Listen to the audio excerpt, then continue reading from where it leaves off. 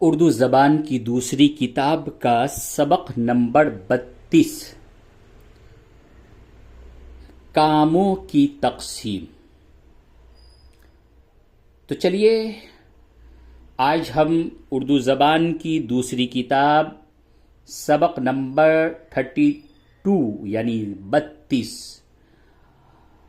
ارے بچے آج کل 32 بولیے تو پوچھتے ہیں 32 کتنا ہوتا ہے، تو اس لیے میں نے بول دیا انگریزی میں 32 32 کاموں کی تقسیم۔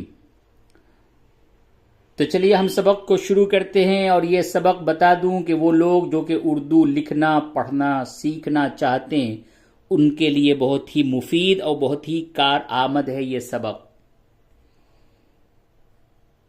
اور ہمارے وہ بچے جن کا سبق اردو زبان کی دوسری کتاب میں چل رہا ہے، اور اب اگر وہ اپنا سبق یاد کرنا چاہتے ہیں تو اس طریقے سے وہ اپنا سبق یاد کر لیں۔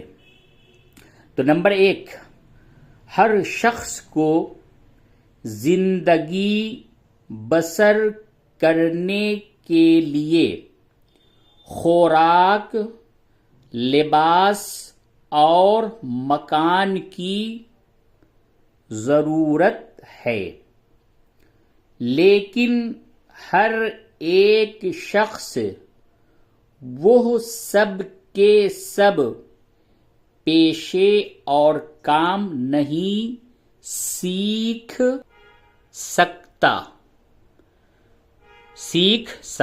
دیکھیے ورق پلٹ گیا، اس وجہ سے آپ کو تھوڑی سی پریشانی ہوئی ہوگی، تو سکتا لکھا ہوا ہے، سیکھ سکتا، جن سے یہ ضروری چیزیں حاصل ہوتی ہیں۔ چلیے نمبر 2، ہر آدمی کو لوہار، بڑھئی، کسان، چمار، جولاہا، درزی اور معمار، ان سب کا پیشہ اختیار کرنا دشوار ہے۔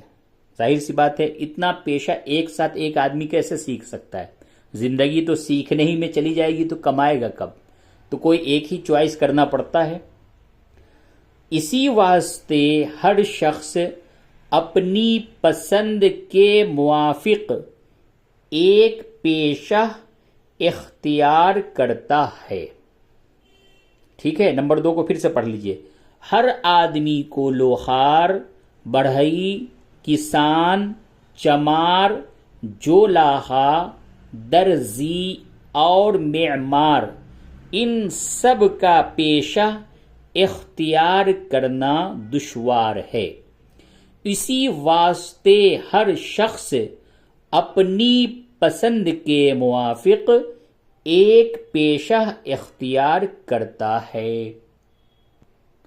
نمبر 3، کوئی شخص لوہار کا کام کرتا ہے، لوہے کے اوزار، ہتھیار یا برتن بناتا ہے۔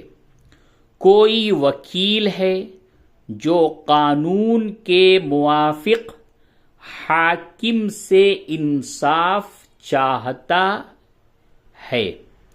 کوئی طبیب ہے جو بیماریوں کو پہچانتا اور ان کا علاج کرتا ہے۔ کوئی سپاہی ہے جو ہتھیار باندھ کر غنیم کا مقابلہ کرتا ہے۔ اب یہ غنیم کیا ہوتا ہے؟ غنیم کہتے ہیں دشمن کو۔ بھائی ہتھیار باندھ کر کس سے مقابلہ کرے گا؟ دوست سے نہیں، غنیم سے، یعنی کہ دشمن سے۔ تو دشمن غنیم کا مقابلہ کرتا ہے۔ اب نمبر 4 پڑھیے۔ جب کوئی آدمی ایک ہی قسم کا کام یا پیشہ کرتا رہتا ہے تو رفتہ رفتہ یعنی دھیرے دھیرے وہ بڑا ہنرمند اور استاد بن سکتا ہے۔ وہ اپنی دانائی یعنی اپنی عقل مندی اور مہارت سے اس کام کو زیادہ مفید بنا سکتا ہے اور اس کے انجام دینے کا بہتر طریقہ ایجاد کر سکتا ہے۔ نمبر 5، کاموں کی تقسیم سے انسانی گروہ کو بڑا فائدہ پہنچتا ہے۔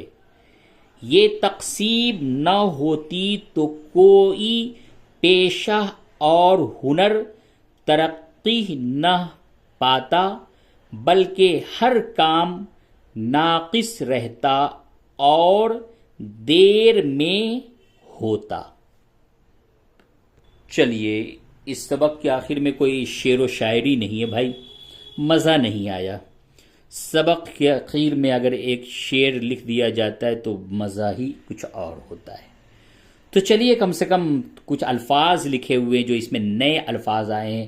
خوراک، خوراک جانتے ہیں، کھانے پینے کی چیز۔ ترقی کرنا، آگے بڑھنا۔